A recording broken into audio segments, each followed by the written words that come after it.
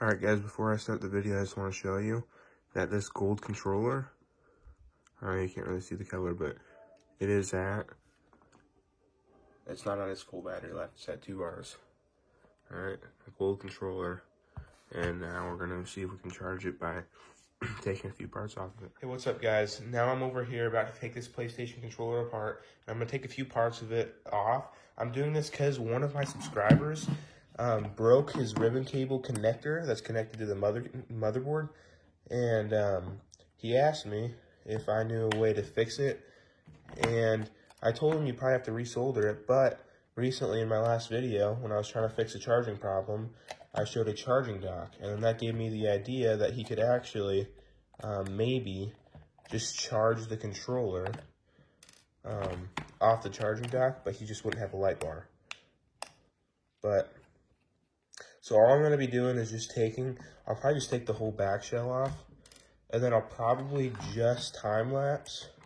Or you know what I'll do is I'll just cut out the part.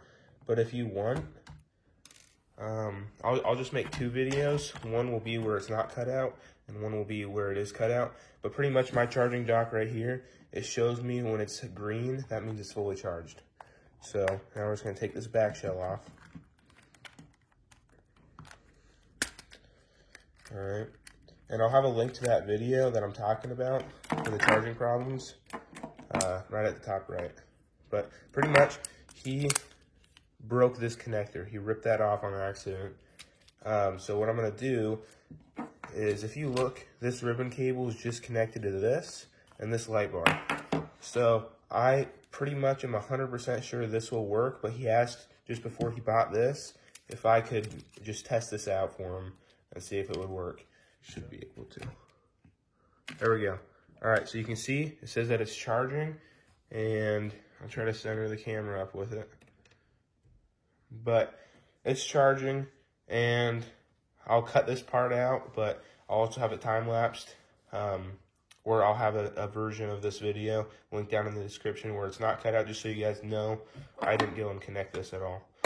But anyways, I just want to say subscribe if you want to learn more about controllers and games, because I like to really get in depth into things.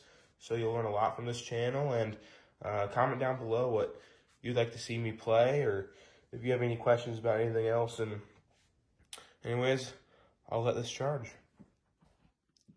Also guys, let me know down in the comments right now if you like this angle a little bit better than what I usually do. This is what I usually do right here.